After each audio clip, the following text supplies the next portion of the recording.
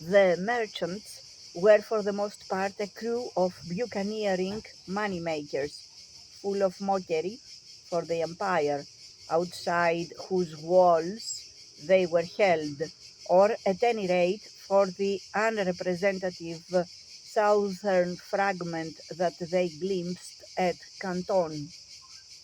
They objected to what they saw as its pompous, often venal bureaucracy, its determination to keep them and their trade at a prudent remove, its antiquity, its smells, its absence of Christianity, and decent water closets, the offensive Chinese habit of staring at strangers,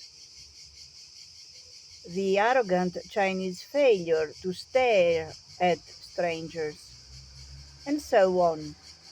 The Chinese, as summarized by James Mathison, a Scottish pillar of the smuggling community and co-founder with William Jardine of the great opium house Jardine Mathesons, were a people characterized by a marvelous degree of imbecility, avarice, conceit, and obstinacy. It has been the policy of these extraordinary people to shroud themselves and all belonging to them in mystery impenetrable, to exhibit a spirit of exclusiveness on a grand scale. Matheson and his colleagues were joined in their impatience by the Protestant missionary community.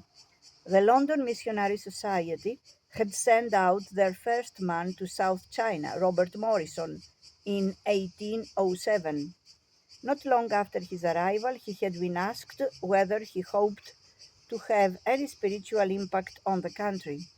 No, he responded, but I expect God will.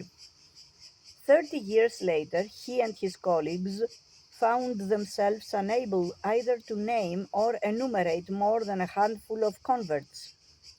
Ill, depressed, stalled on the edge of the mainland, frustrated missionary observers of the 1830s spoke a pure dialect of imperialist paternalism. China still proclaims her proud and unapproachable supremacy and disdainfully rejects all pretensions in any other nation to be considered as her equal. This feeling of contemptible vanity Christianity alone will effectually destroy.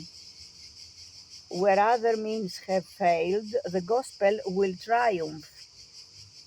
This will fraternize the Chinese with the rest of mankind, linking them in sympathy with other portions of their species, and thus add to the triumphs it has achieved. The missionaries became natural allies of the smugglers.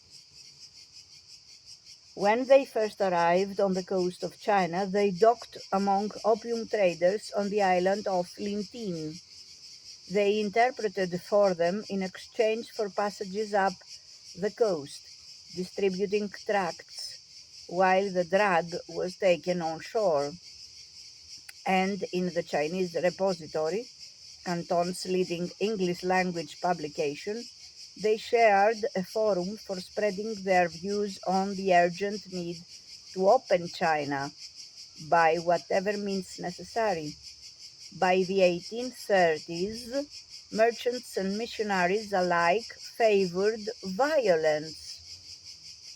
When an opponent supports his argument with physical force, the Chinese can be crouching, gentle, and even kind, observed Karl Gutzlaff, a stout Pomeranian missionary who would, during the Opium War, lead the British military occupation of parts of eastern China, running armies of Chinese spies and collaborators.